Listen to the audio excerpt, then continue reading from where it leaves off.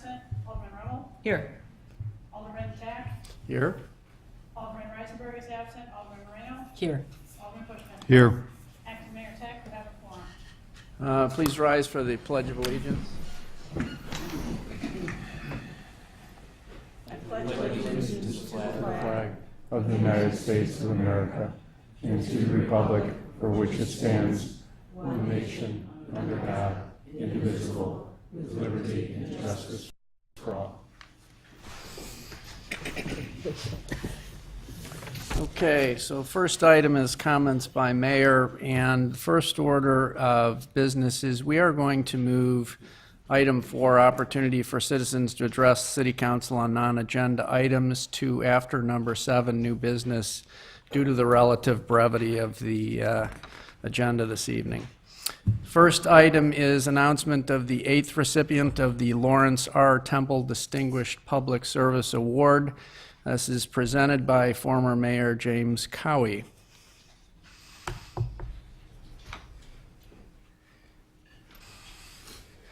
Good evening, Acting Mayor, fellow council members. It's my honor to be here this evening to present this award on behalf of our committee. This is an individual that obviously well known to all of you on that side of the dais and everybody on this side as well. Someone who's been in our community for more than a couple decades, who spent more than enough time up there serving our community. And the name will be very familiar to you and well-deserving. What I'd like to do is read the proclamation. First, I think I'll say a little thing about the award itself, because I don't know how much of the public realize what the Larry Temple Award is. But it's an award for distinguished public service. It's to honor a living volunteer to local government or community organization in the city of Lake Forest for distinguished public service to our community. And our recipient this evening is George Pandaleone, and I'd like to read the proclamation now into the record. Whereas individuals selected for the Lawrence Larry R. Temple Distinguished Public Service Award must demonstrate leadership, responsiveness to the public and staff, duration and scope of service, constructive participation in meetings, and the ability to represent the community's values. And whereas George A. Pandaleone was nominated for the Lawrence R. Temple Distinguished Public Service Award, and whereas the award committee was struck by the depth and breadth of his civic and community service to the city of Lake Forest, and whereas George is a well-respected leader who is truly passionate about the city of Lake Forest, a caring and involved citizen whose values and commitment reflect his altruistic, honest, and heartfelt love for the city of Lake Forest. And whereas after moving to the community, George expressed a desire to give back to Lake Forest and add value and perspective to the governance by offering his problem-solving talents and expertise in real estate. And whereas George served Lake Forest in a variety of roles for nearly 25 years, including 6 years on the Zoning Board of Appeals from 1993 to 1999, and 2 years as its chairman, 6 years on the Plan Commission from 1998 to 2000, and 4 years as its chairman. And whereas George continued to serve Lake Forest residents for 6 years as Second Ward Alderman from 2011 to 2017, and as the city's Finance Committee chairman during that period. Also serving on the city's Property and Public Lands, PCA, and Audit Committee. And whereas George served on the Ad Hoc Preservation Task Force, which laid the foundation for the creation of Lake Forest Historic Preservation Committee.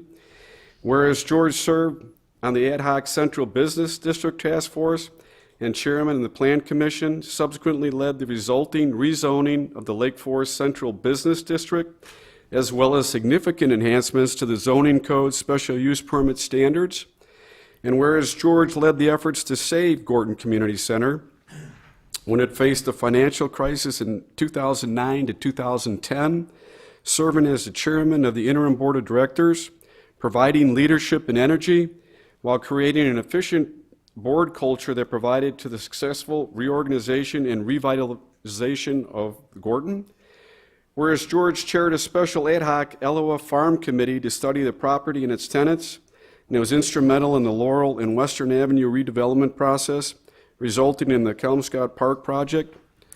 Whereas George contributed exemplary communication skills, assisting Lake Forest boards and the City Council in distilling complicated situations and suggesting logical solutions that always put the good of the citizens first. And whereas the award committee believes that George Pantaleone, like Larry Temple, has distinguished himself with civic contributions that benefit the citizens of Lake Forest, now therefore, George A. Pantaleone is awarded the Lawrence R. Temple Distinguished Public Service Award this 19th day of March 2018. Congratulations, George.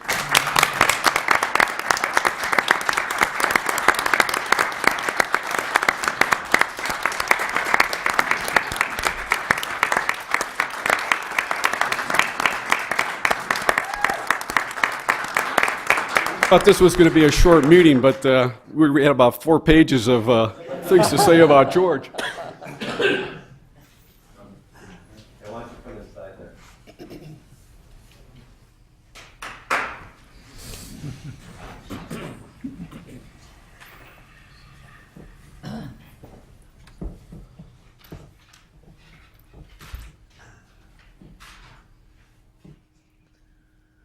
Hey, Peggy, wait, Peggy, you want that? Let's get one with Peggy and then we'll get the full committee.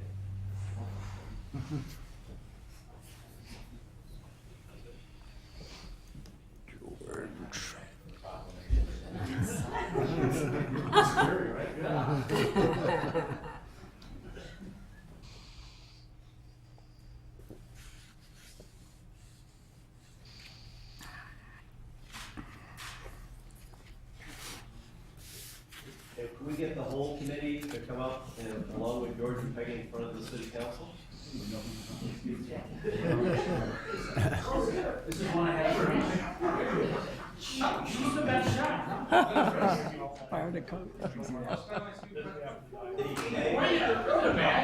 Congratulations, congratulations. Hey, Bill, have them come in front of the council, then we can get them. Council, you're gonna have to stand up. Okay. Okay. Do that. I'm just keeping your seat warm back here, George. You can have it back.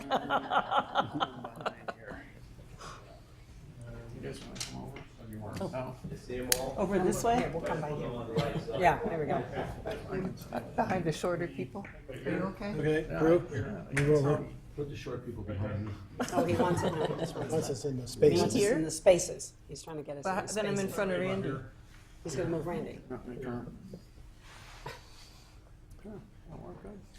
Okay.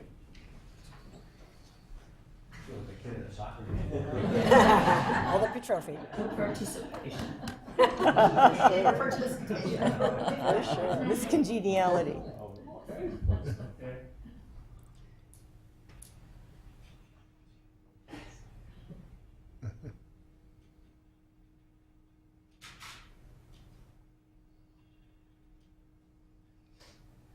Everybody have their eyes open?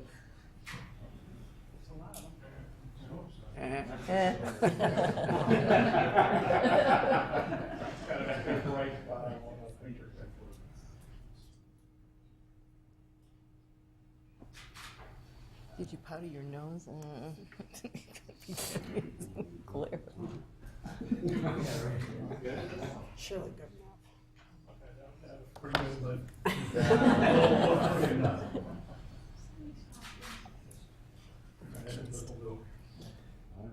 Thank you.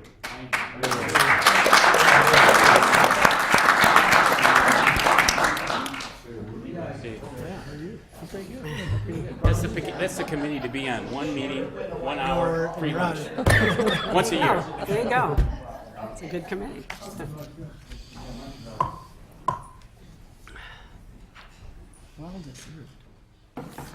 Oh, George, would you like to say something? I think I might, if it's okay.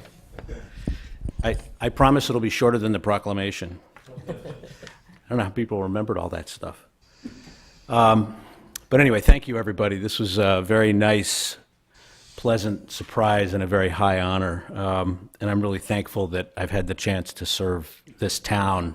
You know, it's an honor just to be able to do that. It's such a great place. I just had a couple of little comments. I remember Larry Temple pretty well. Many of us do, but not everybody at this point.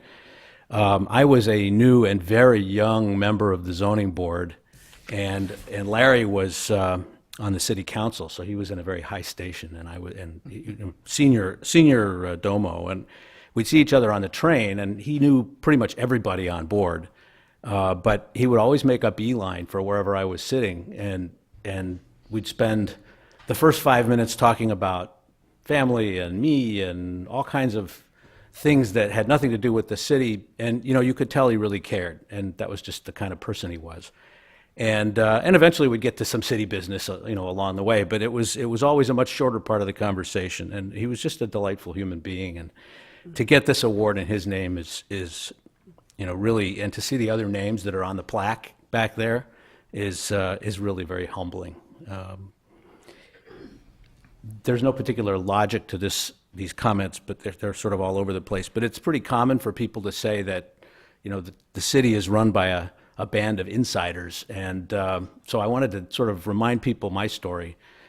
We moved here with 2 little boys in the late 80s, and we got a mailing from the caucus looking for volunteers. So I filled out the postcard and sent it back. And about a year later, I got a phone call and had an interview. And about another year after that, I got a call from Rhett Butler asking if I'd like to be on the zoning board. So I said, okay.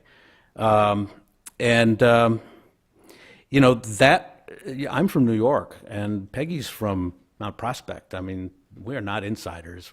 We love it here. We've been coming here since we were in school together just to visit, and it was nice to be able to move here. But it's our kids, our little boys were little, and now they're in their mid-30s, and our daughter hadn't even been born yet, and she's graduating from college, and I'm still around here doing this stuff. So it's definitely not a bunch of insiders in my experience. The kids would sometimes watch with Peggy when something fun was going on, something interesting and controversial, and I would get a report card the minute I walked in the door if anybody was still awake. So her support has been unbelievable. Lots and lots of nights, lots of angst and stress, and this was supposed to be a volunteer thing, but Peggy's been just amazing through all of these years. The town is filled with volunteers that are incredibly talented and incredibly generous. And over the years, it's been great to work with some of these people, become friends with everybody. And I really think that's what makes this town so amazing is, people just are committed to it, and they use their time, they donate their time, their talent, and oftentimes their treasure too. And we can look around and see the evidence of it all over town. So, in my experience, it's been incredibly rewarding. I've learned a lot. It's been a really nice balance to the rest of my life. And, I would encourage everybody to get involved here. You see some things that you would never otherwise see, and you can stop making things up about what's going on and really see it, because it's very direct and very straightforward. So, mostly I would like to just thank everybody who thought I was worthy of this award, not least of which my bride of many, many years now, who's been, the constant support. And I just want to remind everybody how blessed we all are to live here. So thanks very much.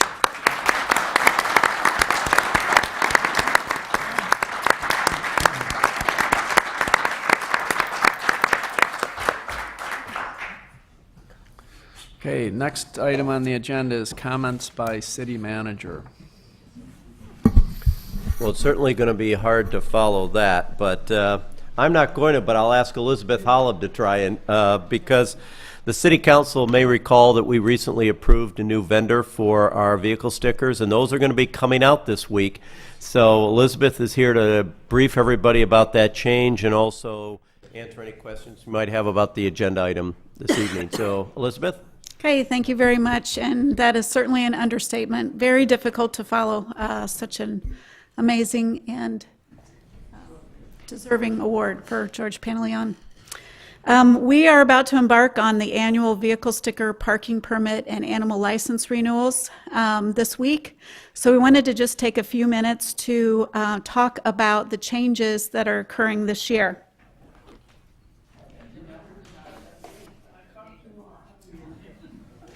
As City Manager Kiley noted, we do have a new vendor that we're using for the FY19 renewals. That contract was awarded several weeks ago by the City Council. We are projecting annual savings of $46,000 per year in this change. We have worked very hard. I want to credit the Finance Department staff working with the new vendor to make sure that the new system continues to align similarly for the users' experience on renewing online. We just wanted to let everybody know the applications will be mailed and the online system will be available the week of March 19th, likely on Wednesday. But vehicle stickers need to be displayed by May 1st, 2018.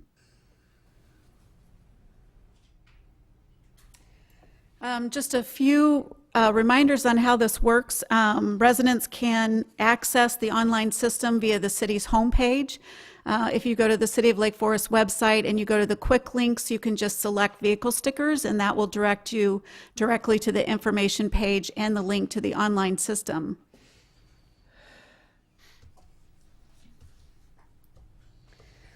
In addition, every resident will receive either a mailed application or an email. The residents have opted in to receive their renewals either by mail or email. This is an example of the mailer that is sent in the mail with the application that will show all the current information related to any vehicle stickers or animal licenses that are issued for that residence. The two items that I marked up at the top, Renew Online at, that is the direct website link that a person can go to other than going through the city's webpage to access the online system.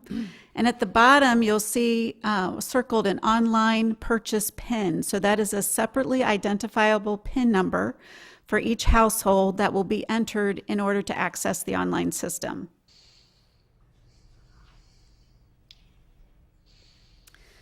Either through the city's homepage or through the direct website link on the application, the resident will go to a login screen and insert their PIN number in the space to access their record.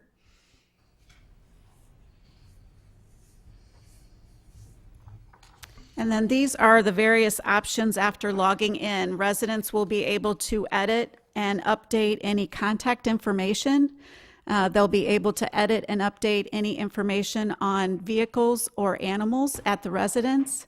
And then they will be able to designate on the far right if they have sold a vehicle since last year. They can designate that, and that will take it out of the system. They'll also be able to add a new vehicle or add a new pet.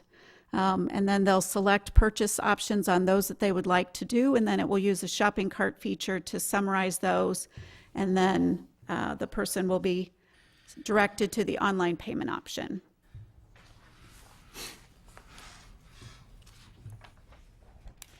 And finally, this year we have a dedicated number. This is on the email and mailed applications. It's a dedicated number that will go to the Finance Department, where someone will be able to answer any questions that residents have regarding their online renewals during regular business hours.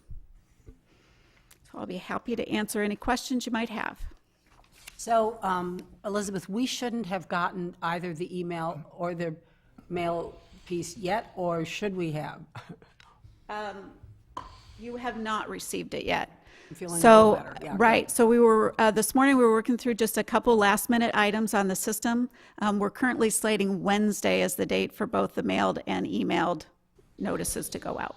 All right, I'm reluctant to ask you this, and yet I'm also simultaneously worried about travel in April.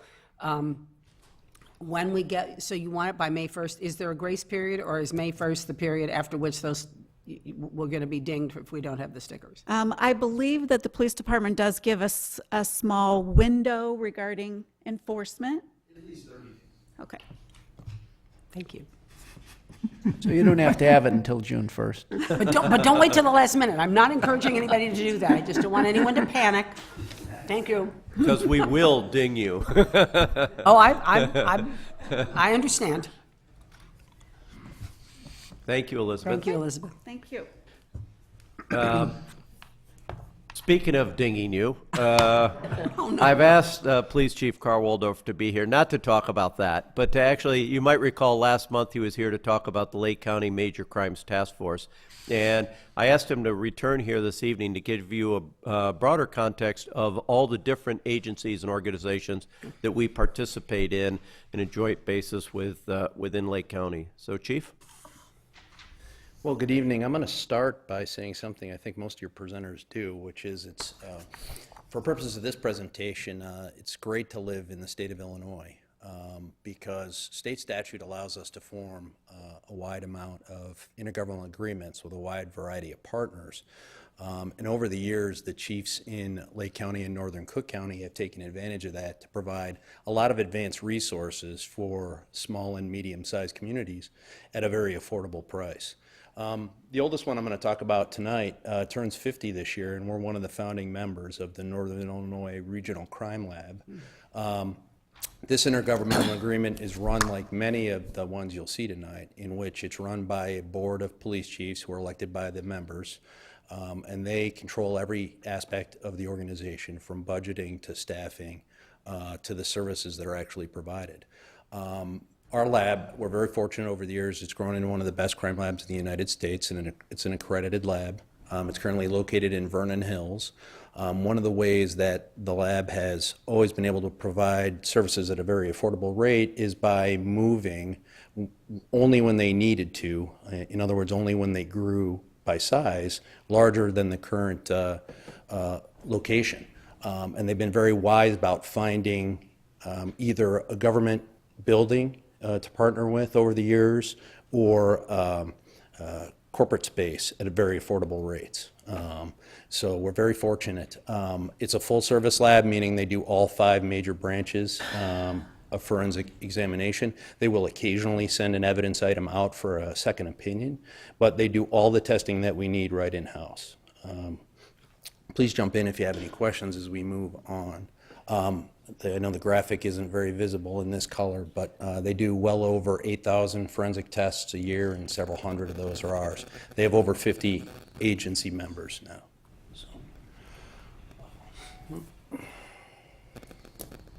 So. Another organization, this one turns 35 this year, we're a founding member.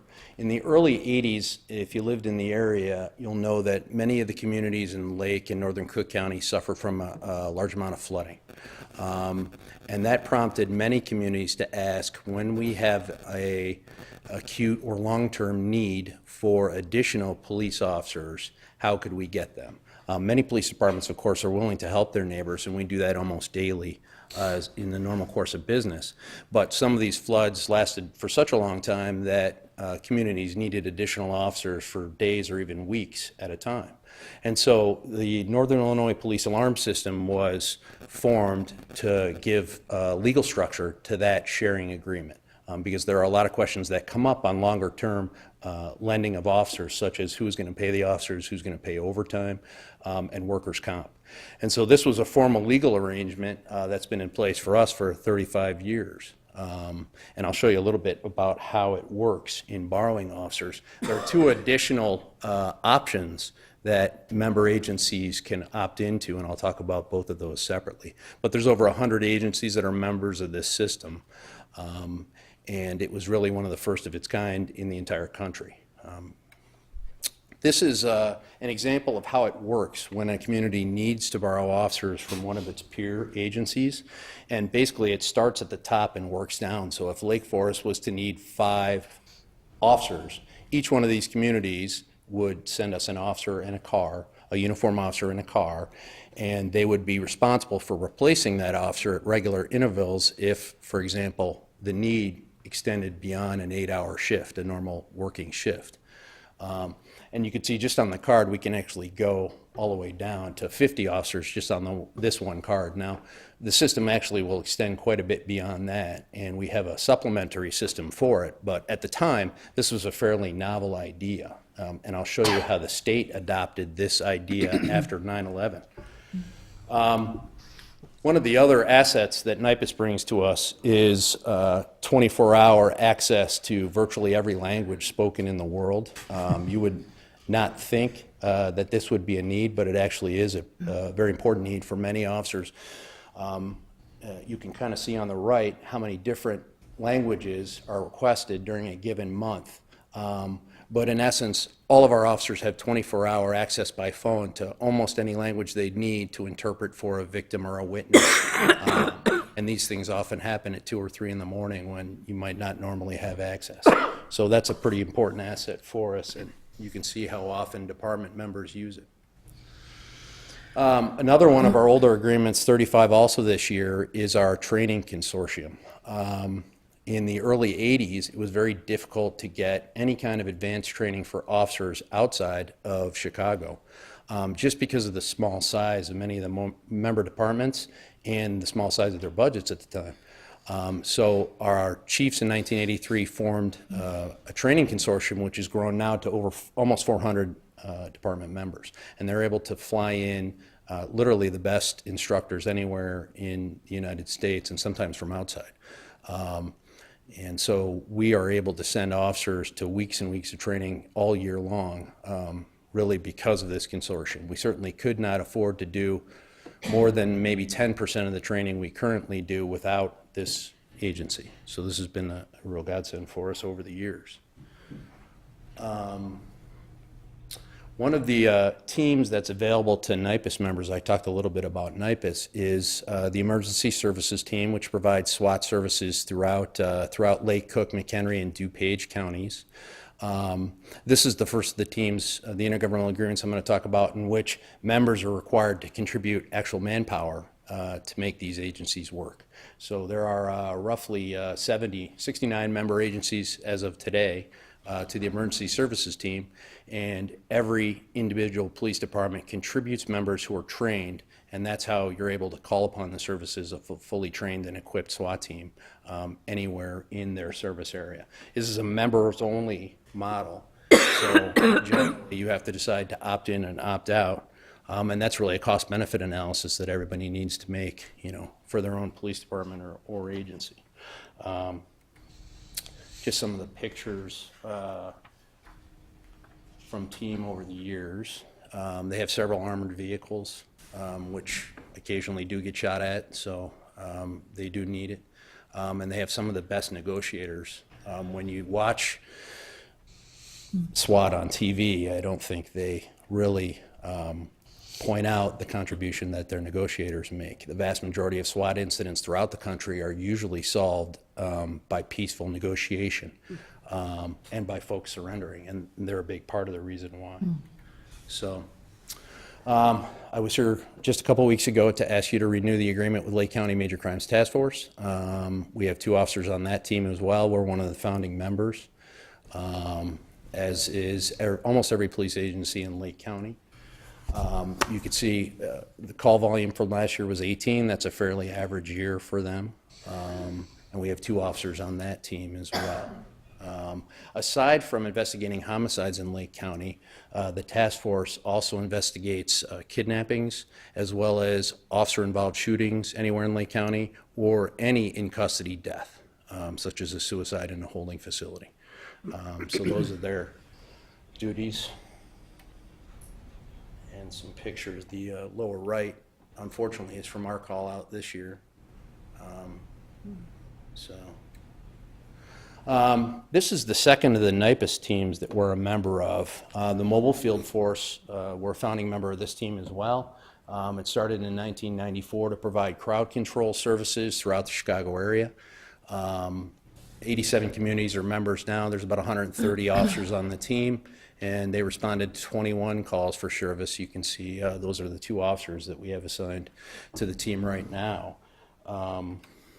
Just some incidents that occurred last year with this organization. On the lower left, this is the team has gone every year for 4 years to a series of protests at McDonald's corporate headquarters in Oak Brook. Protests at corporate headquarters are very common. In the Chicago area, they generally don't get to this size. This was over 2,000 last on that year that picture was taken. The lower right is for the Cubs parade. This is from a series of protests, almost 40 straight days of protests in Rosemount just last year. And that's actually a training picture, I think, from Great America. So we have access to that team as well. MCAT is the crash assistance team. We're also a founding member of this entity. It's about 15 years old now. Every agency in Lake County is a member. They do roughly around 30 traffic crashes a year. The majority of those are fatal traffic crashes. And we have 2 officers on that team as well. Wendy Dumont, who's down here, is actually the police department's first accident reconstructionist. This is something that took her roughly 10 years to accomplish. It's hundreds and hundreds of course hours. Essentially what it means is 2 things. She can reconstruct an accident after the fact from the evidence that was collected at the time of the initial examination, even if it's years after the fact. But number 2, she's also certified to testify as an expert witness in crash trials, both civil and criminal. So our first accident reconstructionist. Some pictures. Our crash team is one of the first in the United States that started using drone photography to start documenting scenes. And they really are great at it. In the old days, and I won't say the old days because they still occasionally do it, they had to use digital laser surveying equipment, and it would take hours to map certain accident crime scenes. And now with a drone, they're able to take tens of thousands of individual still photos, which they can, from above, which they can then assemble into actual video. It's pretty amazing. And many of the other teams that you've seen tonight will actually ask to borrow their drone to document their own scenes, even when they're not crash-related. Some of the pictures up here, this was actually from our last fatal accident in 2013. This vehicle, I apologize, it doesn't show up too well on this screen. This is from a train versus car accident from 2013 as well. The task force are really experts at downloading the data modules in cars and trucks, and that gives us a lot of the evidence that they use to go back and document these diagrams, and so they spend a lot of time doing that. They can download almost anything there is out there, and if they can't themselves, they can usually get it to a manufacturer on some of the unusual models to get it downloaded. So that's one of their areas of expertise. After 9/11, many of the states, including the state of Illinois, realized that they needed a formal resource sharing agreement similar to the one we had had with NIPUS since 1983. We were the first one in the state to have that agreement, and when ILEAS first started, they essentially copied much of the work that the chiefs that established NIPUS had done. And now I believe every state has at least an informal, if not a formal, resource sharing agreement, and we're fortunate to have a strong one in Illinois. Many of those states are now, through the federal government, allowed to share resources between each other. So when you look at things, the picture on the left is from the Democratic National Convention in 2016. If you ever watch TV and wonder how a police department borrows 5,000 police officers for something like that, that's really how, in those agreements that have been set up nationwide since 9/11. The primary reason we use ILEAS now is to borrow canines. Many departments are giving up their canine programs, and so we're having to go farther and farther out to find canines. The nice part on ours, on this agreement, is we just call one number and they will find a canine or canines for us for whatever we need them for at that time. So that's a great agreement for us. These last 2 are both agreements that we just joined last year. The first one is Internet Crimes Against Children Task Force. This is actually an international group that is focused solely on the different kinds of crimes committed against children solely through the computer. And what it really is a resource group, because when you start these investigations, a lot of times what you find is all of a sudden I've advanced this far in my investigation, now I need a detective in San Francisco, or I need a detective in New Orleans, etc. And so this is a nationwide network, and they also, I'll give you a good example of how we first used this right out of the gate. But there are thousands of officers that are members. There's no cost to us to join this agreement. We just have to agree to help other officers out when they call if there's something in the Lake Forest area. And I know Ben has done that. Ben Grum is our detective at the high school, the school resource officer.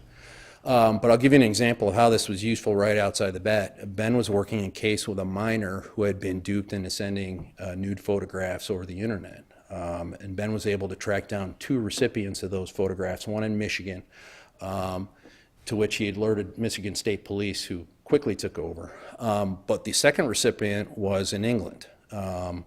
And so he was able to work through the agreement to find detectives in England who would take the case over. Now, Ben had done all of the search warrants required through social media.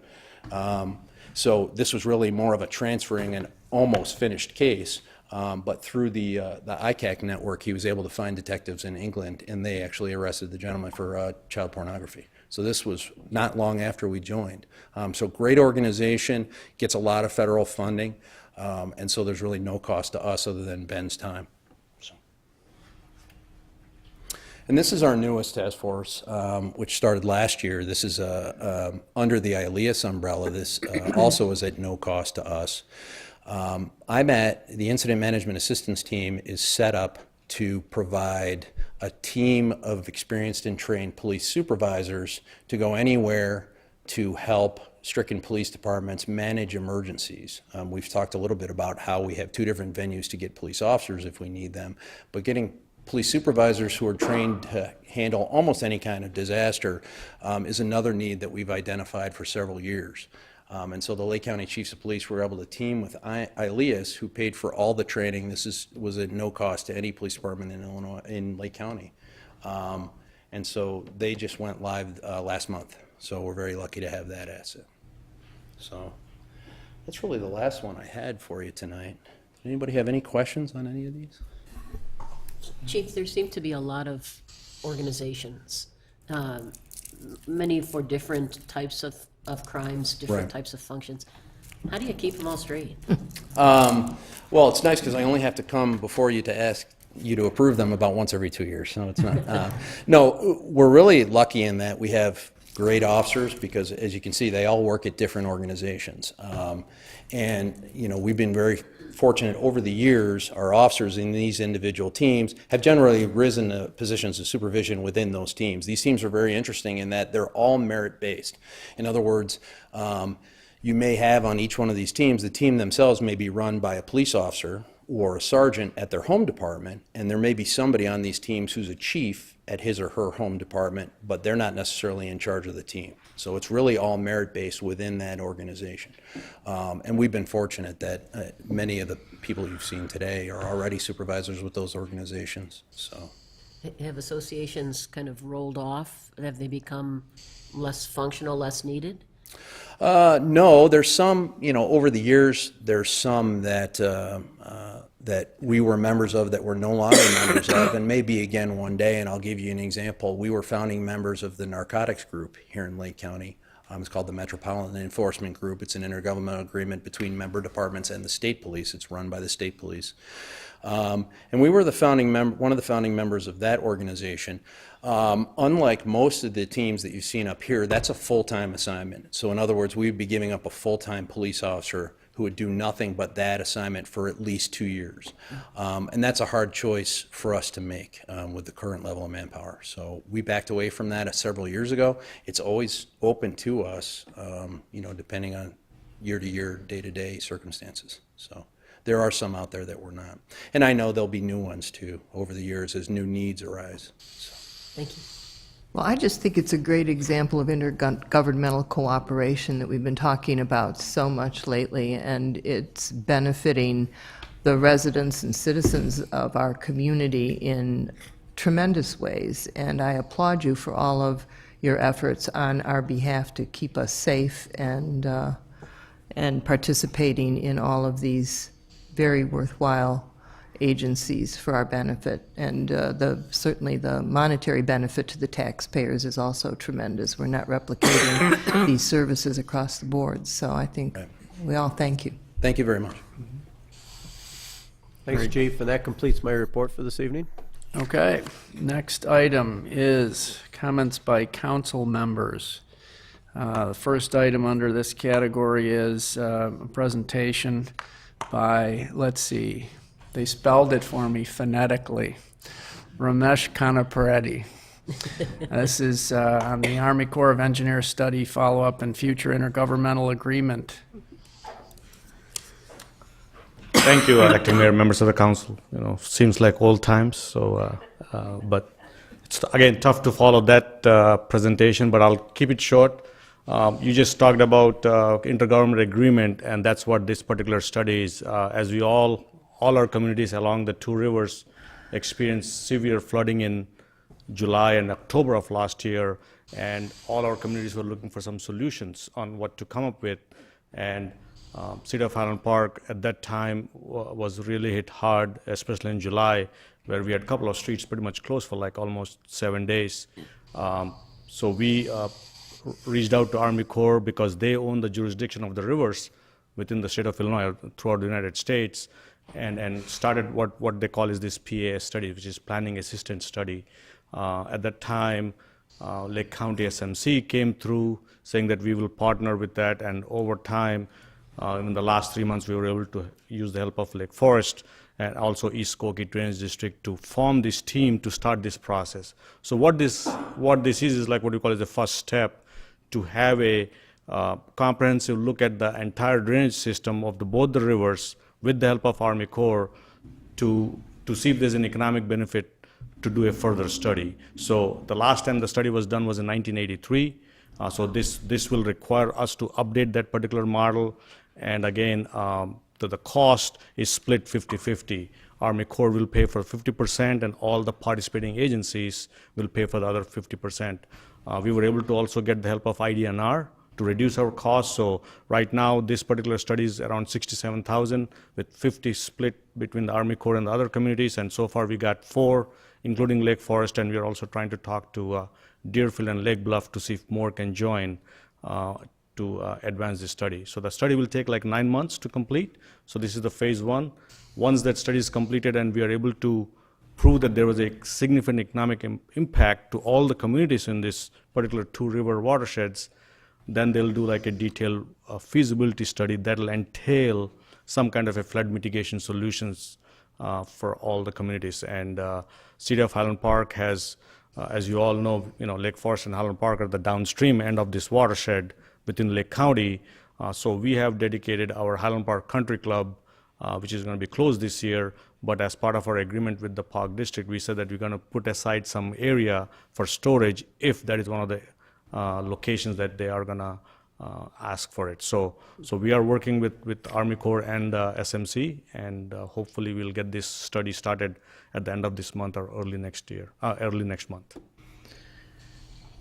So, Ramesh, forgive me for using your first name, but Perfect. it's easier.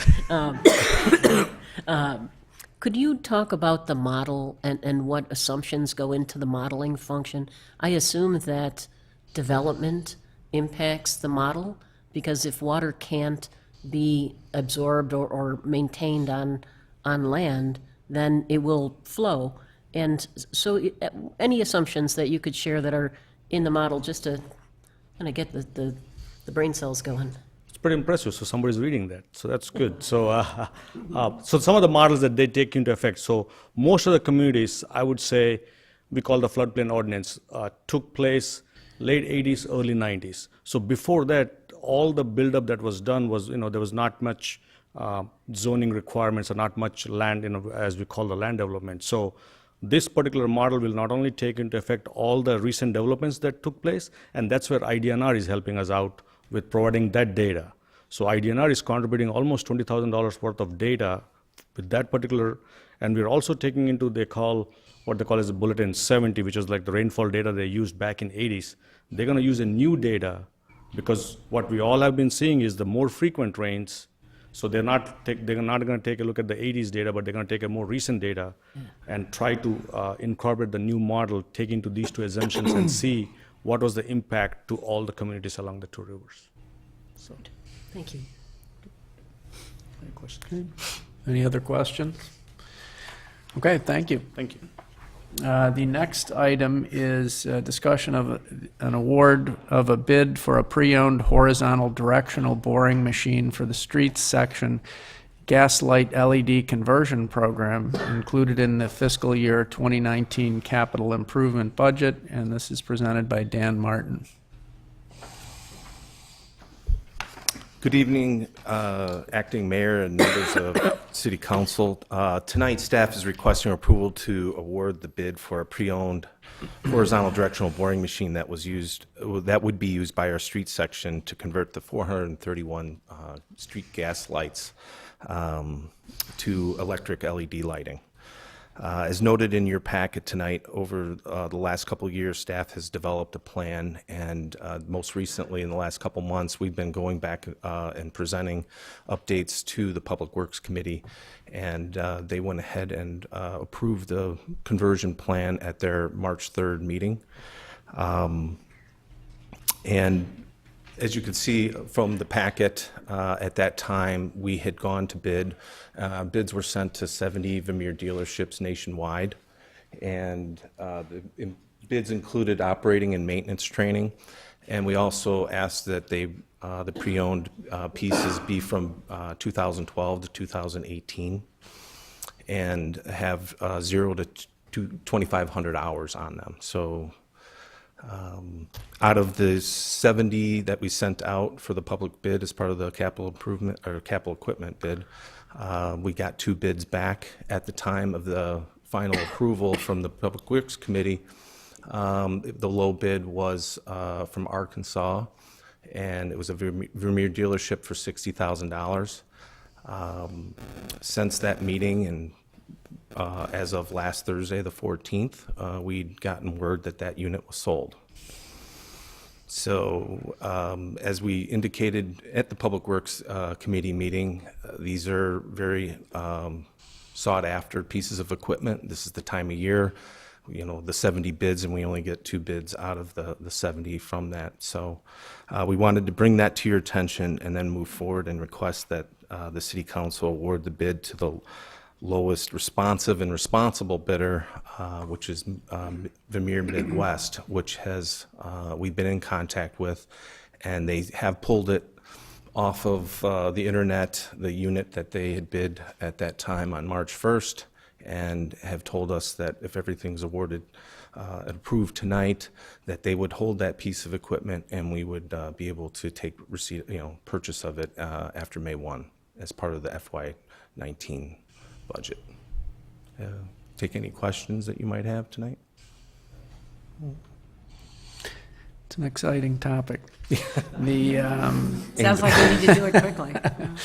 Anyway, okay, so before we vote on this matter, is there any public comment on this? Hearing none. Can I have a motion to approve the award for purchase of the multi-directional boring device? So moved. So moved. Second? Yeah. Okay, roll call vote, please. Alderman Beidler? Aye. Alderman Morris? Aye. Alderman Rummel? Aye.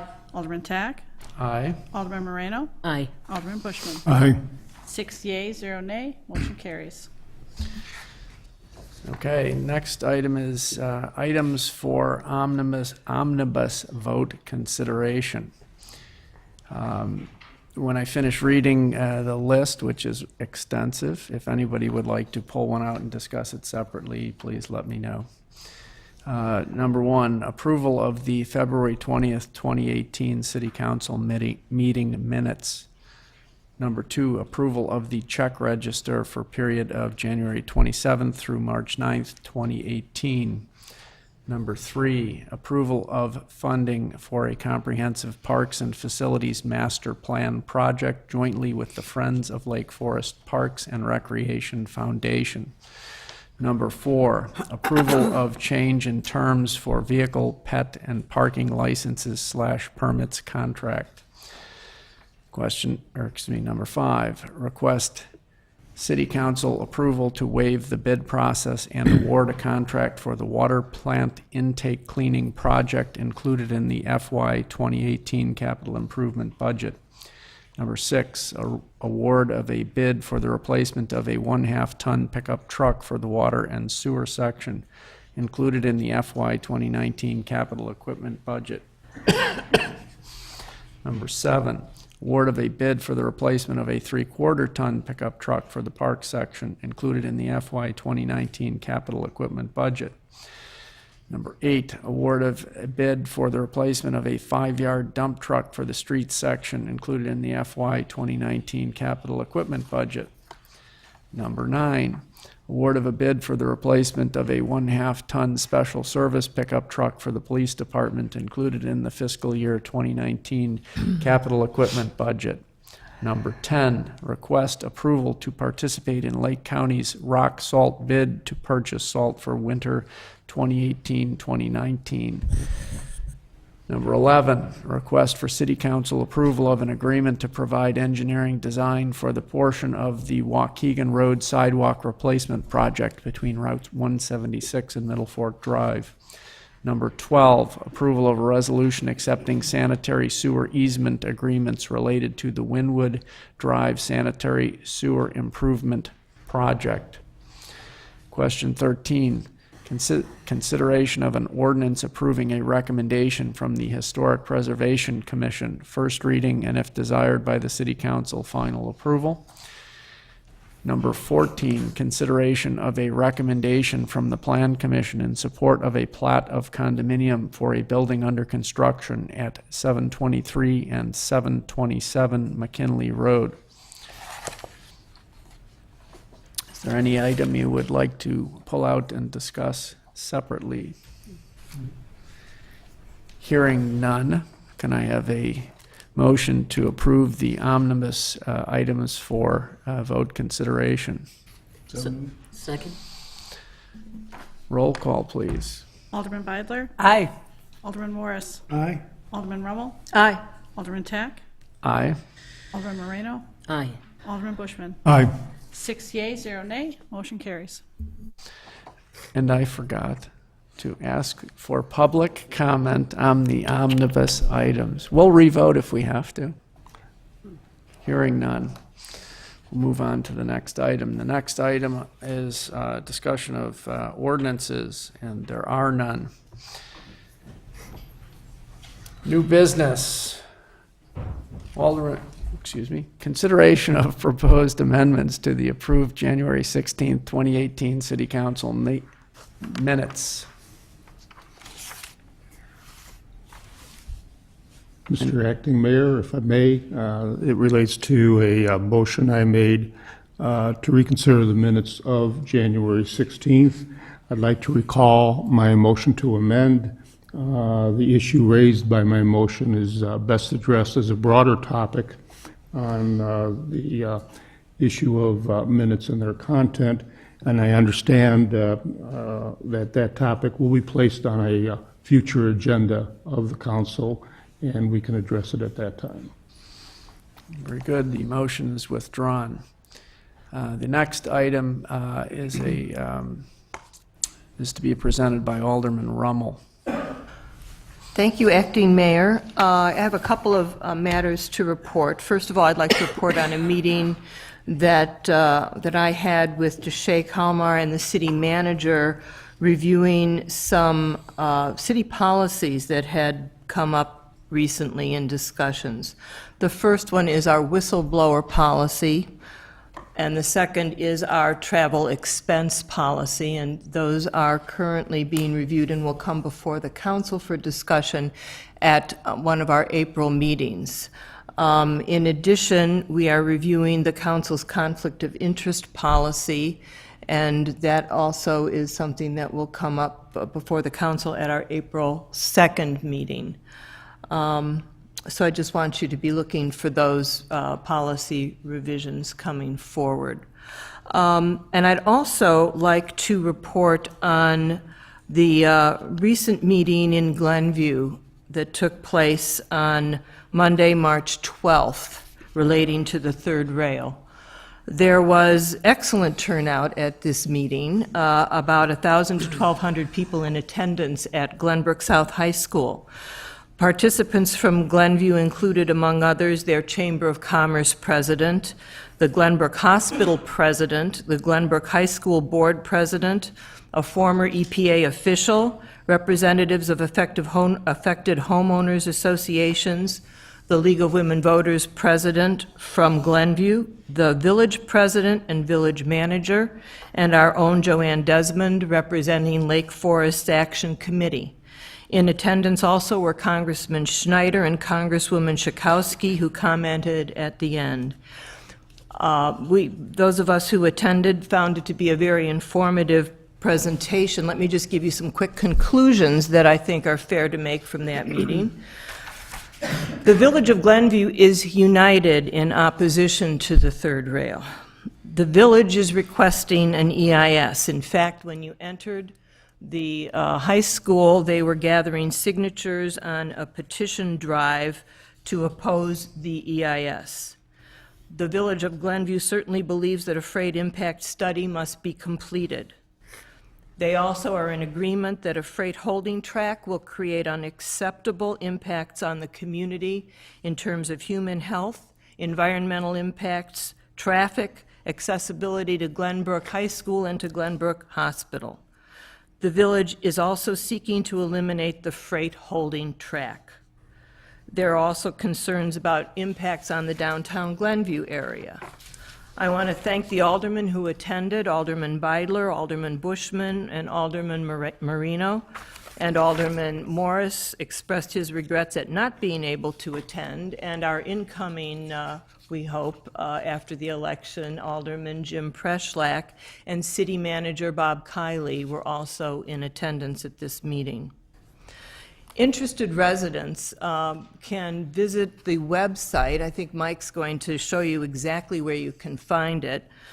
For a link to the meeting in its entirety. It was taped that evening and we put it on our website, correct? I think we also have the PowerPoint presentation from that meeting on our website. We're going to do a little demonstration, Mike. What would you like to start with? Start with the videotape.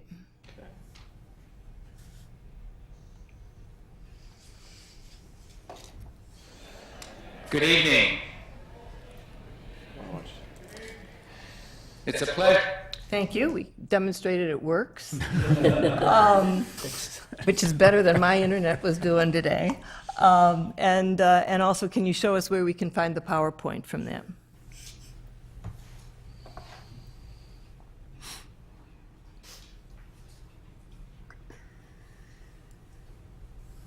It was very professionally done and very well attended. And we had a few takeaways from that meeting.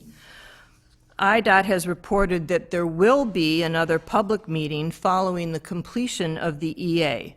Melanie, forgive me, do you want to just remind people what the EIS and the EA are? Absolutely. In case there's anybody who doesn't know. I think the audience is good, but maybe the E- audience at home might not The be. EA is an environmental assessment, which was, we had a draft of an EA already, and there were public comment periods following that, and Lake Forest took part in that, as did many other communities and residents, and the action group commented at that point. We also, as in conjunction with many other communities, requested an environmental impact statement, which is a more in-depth study of the environmental impact of this proposal. And we were also hoping that it would include a freight impact study. That did not happen at this point, and so now we're in the position of awaiting a final EA, which we believe will be issued shortly. So the abbreviation for the environmental assessment as I go through this report is EA, and for the more complete environmental impact statement, that is an EIS, just for those who are watching. So a few takeaways from the meeting in Glenview. IDOT has reported, as I mentioned, that there will be another public meeting following the completion of this final EA. When and in what format, we don't have any details of that yet, so stay tuned, and I'm sure that We have residents in our community who are also keeping touch of that and will let us know. Also surprisingly, it was not my impression that we could still go ahead and try to insist on an EIS. I think some of us were under the impression that it was too late for that, but certainly Glenview is going forward with it. The other striking thing that struck many of us who were there was the clear alignment and excellent working relationship between the Village of Glenview and its residents on this matter. It was evident that they are working together toward a common goal. After the meeting, Steve Sadin, who of all evenings isn't here with us tonight, approached Alderman Beidler and me for a comment as to whether as to why there was not this same feeling of alignment in Lake Forest with its residents. On the way home, Alderman Beidler and I were discussing this question, and we're trying to reconcile why the appearance in Lake Forest is not that this city council has been equally opposed to the third rail and supportive of our residents. We can all have our opinions on the matter, but the important point is that we as a council must unite with our fellow residents to oppose the building of a third rail through Lake Forest in the most effective way possible. On Thursday afternoon, Alderman Beidler and I sat down with our city manager, Bob Kiley, and the city's director of communications, Susan Banks, to review the steps the city has taken to date in opposing the third rail project, and to discuss how the city can affirm our opposition to the third rail and effectively communicate our opposition to our residents and to the decision makers at the state and federal level. The City Council has taken a number of actions to date, including passage of the resolution on November 16th expressing our opposition and concern with the draft EA, which we believe also led to the extension of the public comment period, or at least helped. The submittal of a letter in March to WisDOT and IDOT supporting the concerns raised by the Environmental Protection Agency with respect to the draft EA, and there were many concerns expressed. The mayor, on behalf of the city council, sent Congressman Schneider and Congresswoman Schakowsky a letter thanking them and supporting their push for the EIS and for a freight impact study, and we copied the relevant agencies on the letter. At council meetings and other public venues, all members of this council have expressed their opposition to the proposed third rail and their opposition to increased freight traffic on the Milwaukee Direct Line. I would like to make an additional suggestion this evening to clearly set the record straight here in Lake Forest. So here's what I put forward for the council's consideration.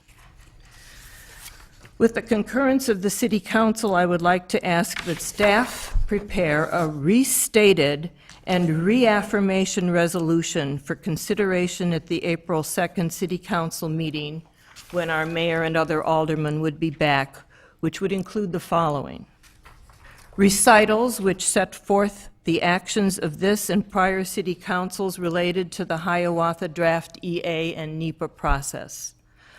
A clear affirmation of this city council's opposition to the project as proposed with the third track, and the council's opposition to any increased freight traffic on the Milwaukee Direct Line, and the city's strong belief that it will create unacceptable health, safety, and environmental impacts on our community. A clear affirmation of this city council's request that the FRA, which is the Federal Railway Administration, require a full EIS be undertaken, which will include a freight impact study as previously requested by Congressman Schneider and Congresswoman Schakowsky. And it would include any other thoughts or clarifications that other members of this city council may feel are appropriate, so the record to our residents is clear and unambiguous. For those aldermen who were present on March 12th, you will notice the consistency of these positions with those highlighted earlier as coming out of the Glenview meeting. Since we are likely only 30 to 60 days away from receiving this final EA publicly, we should discuss how we as a community will evaluate, dissect, debate, and finally decide on our most effective response. While no two communities are identical, we have common concerns with Glenview, such that we should be working in concert with them. In collaboration with the Action Group, which has provided valuable research and input thus far, and other interested residents, this community's most valuable resources, I'm confident this city will decide on the most effective and appropriate response to the proposed third rail, one that will fulfill the most important obligations of our city government, protecting the health, safety, and welfare of our residents. I welcome any thoughts or comments from my fellow aldermen. Mayor, just want to say thank you for putting that all together. I wasn't able to be there, but that was a great summation of my feelings on the matter, and I look forward to having a more in-depth discussion about it, so thank you. I move that we accept this proposal. And do you need a second for that, then? I do. I would make a second for that. And just to add to that, if I can add a third, but not needing a third, but let me say, Alderman Rummel, thank you very much for all the effort you've put into this, for your suggestion, your proposal, for your comments. I think it's very meaningful to the citizens, and the desire that you have of the council being very clear what its position is, and the desire to work with the community on this issue, recognizing a common goal. And as you articulated very well, the forum that Glenview provided helped, I think, provide that impetus that helps us to better appreciate the steps needed, and I totally support the resolution proposal that you have for our consideration at our next council meeting. I would add my thanks as well, and you know, I know that we've been waiting for something to come out, but I think that it's important for us to continue to voice how strongly we feel about this, our opposition to a third rail and to more freight traffic. That's a message that we just can't say enough. Any others? Okay, so we have a motion on the table. So this is a voice vote. All in favor? Aye. Aye. Opposed? Motion carries. The next item is an opportunity for the public to address the council on non-agenda items. I have two here. So the first person is David Mattoon.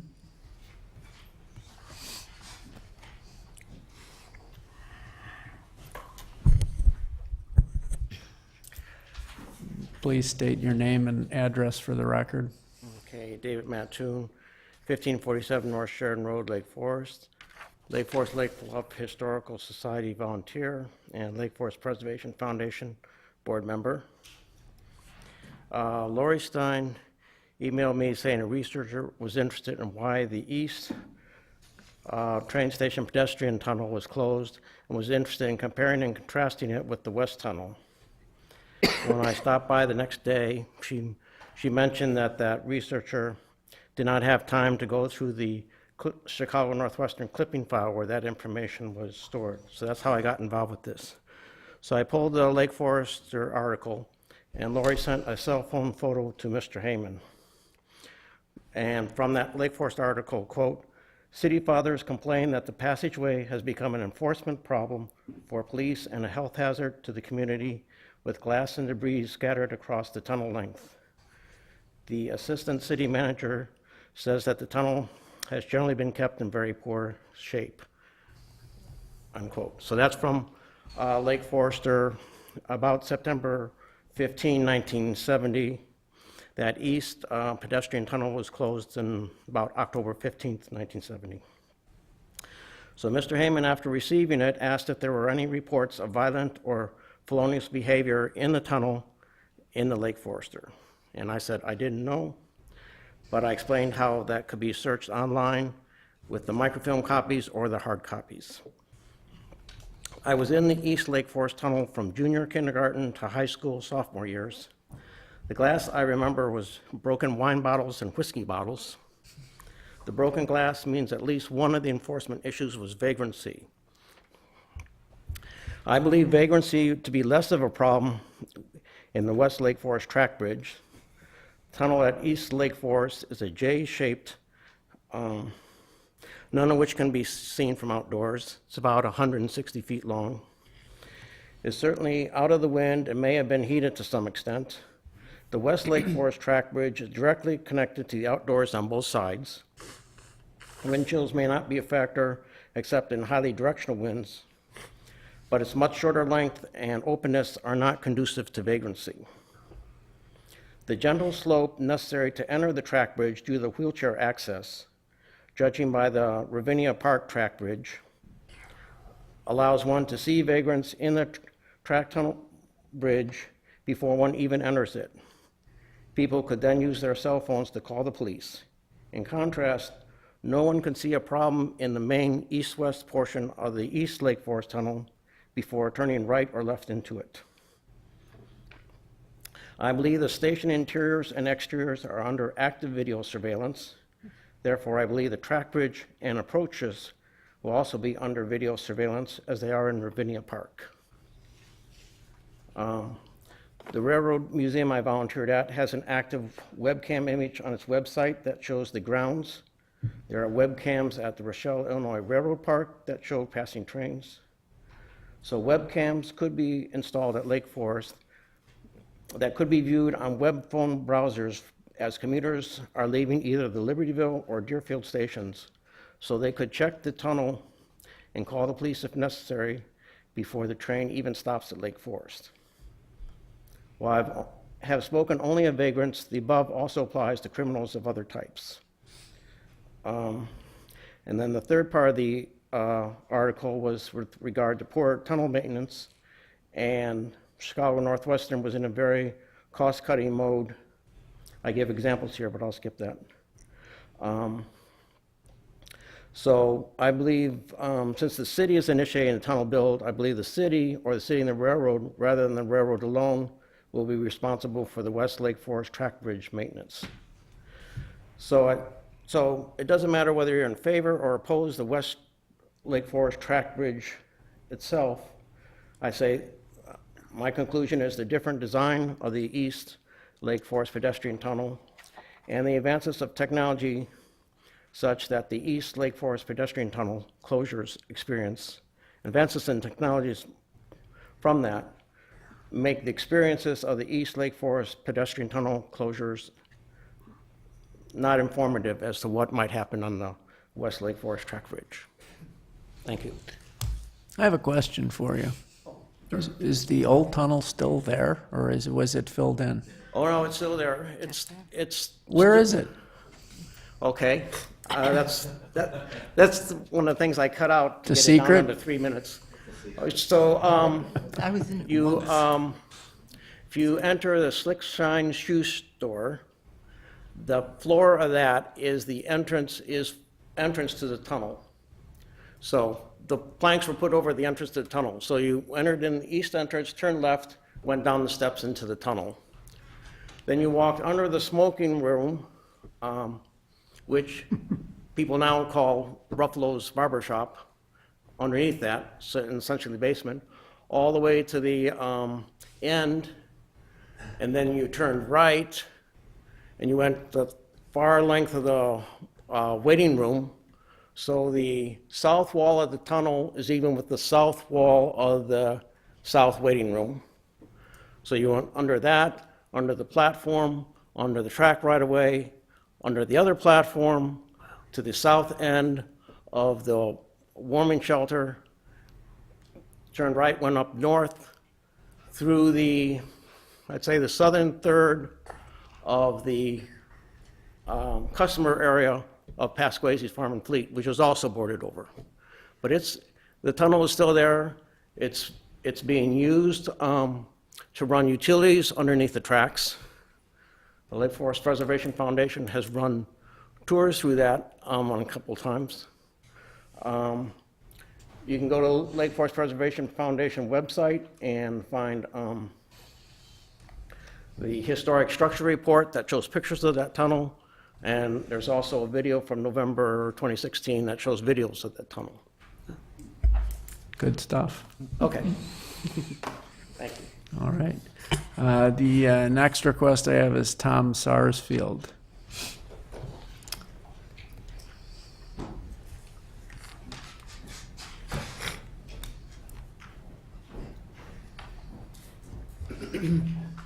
Yes, my name is Tom Sarsfield. Thank you, Mr. Acting Mayor and members of the council for allowing me to make some comments.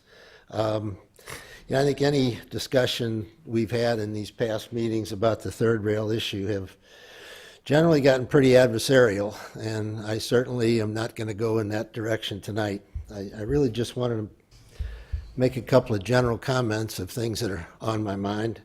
I did have the experience of attending the meeting at Glenbrook South High School, and it was a very gratifying experience. As Alderman Rummel said, there were over 1,000 people there, and it was a wonderful experience to see that information presented in the way it was at the time. And I want to thank the members of the council that were there and Mr. Kiley.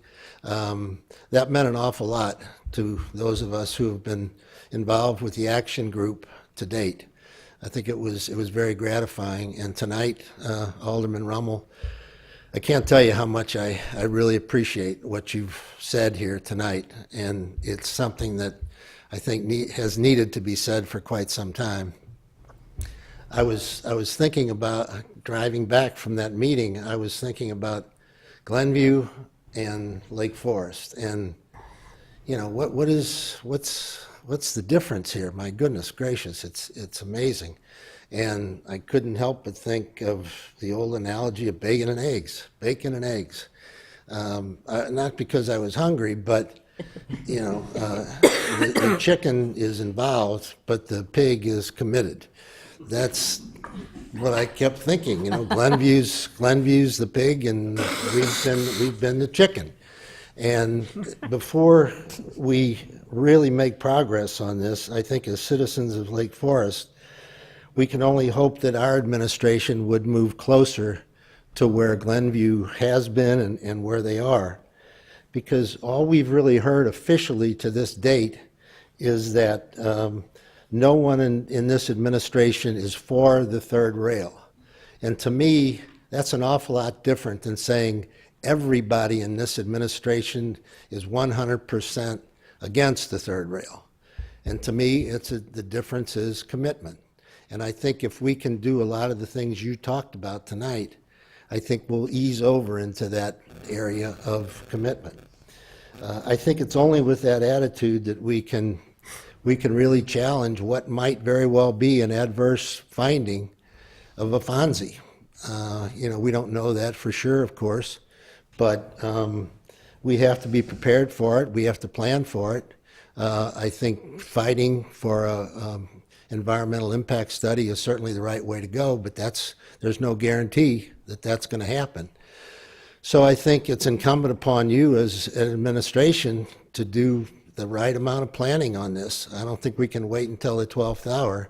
You should have a lot of what-if discussions and be prepared for, maybe expending a lot of money on legal fees, because it could very well come down to litigation to get this thing done. And you're going to have budgetary considerations and so on. So, I implore you to put this right up at the top of the list and make it a number one priority, because there are a lot of people in this town that love it very much, and I'm certainly one of those.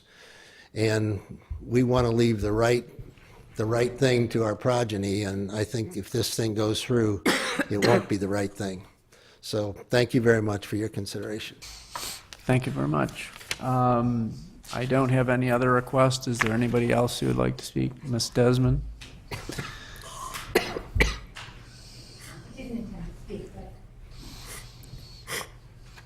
Joanne Desmond, 1681 Yale Court, and I didn't have anything prepared to speak. I guess I'm just overwhelmed, first of all, by your comments, and I'm very proud to be a part of the city again, and that we pledge to work with you in concert. In fact, I would love to have copies of your comments, because I have many people who've been waiting to hear this very thing that you've communicated this evening with the support of the City Council. It means a lot. We're here for our city. We're not here for each of us individually. We're here for our city and the future of our city. I know that you volunteer countless hours. I know that you're learning about this as we have been studying for quite some time. And all I can say is thank you. That's all. Thank you. Ms. Desmond, before you go, just to overwhelm you a little bit more, I think you deserve a lot of credit for what you just heard tonight. And again, thank you for participating with Glenview, working with Glenview. I know the action group there has taken a lot of direction from you and guidance from you.